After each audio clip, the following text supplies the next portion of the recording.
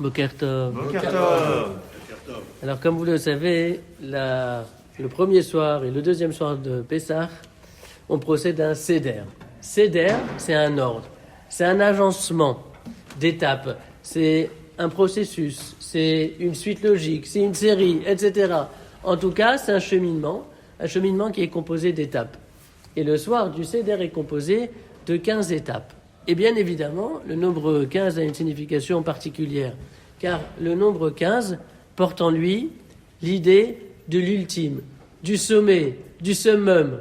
L'un des noms de Dieu est composé d'un Yud et d'un He, c'est-à-dire deux lettres qui ont pour valeur numérique ensemble 15.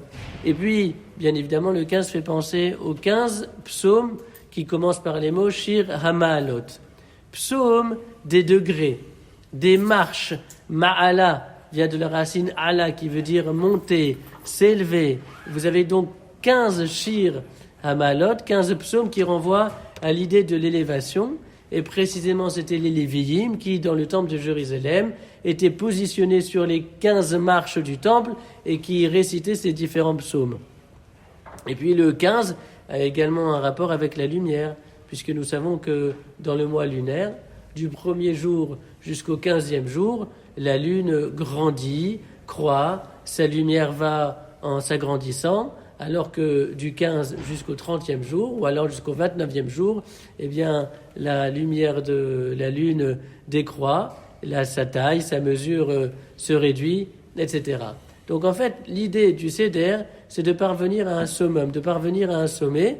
La 15e étape s'appelle Nirtza. Nirtza, c'est l'agrément, c'est-à-dire cette satisfaction d'avoir réalisé la vie que l'on devait accomplir, être agréé par la vie elle-même, par Akadosh Baruch Hu. Ça, c'est l'étape ultime du Seder de Pessah. Et j'aimerais dire un mot sur l'étape qui s'appelle Magid. Qu'est-ce que veut dire Magid ? Magid veut dire faire le récit. Les Hagid, la dire, c'est raconter une histoire, n'est-ce pas ? Mais en hébreu, la forme les Hagid, c'est également une forme factitive. C'est également du hifil. C'est-à-dire que les Hagid veut dire raconter, et cela veut dire aussi faire raconter. Faire. Les Hagid, c'est raconter, et c'est aussi faire raconter.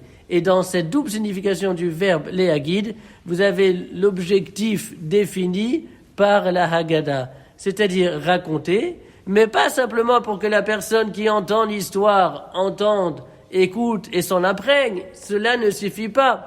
On raconte pour que la personne ou que les personnes à qui on raconte racontent à leur tour. C'est cela la notion même de la transmission de ce récit à travers les générations, à travers l'histoire d'Israël. On raconte non pas pour être écouté, mais on raconte pour que l'auditeur, à son tour, puisse raconter. Exactement.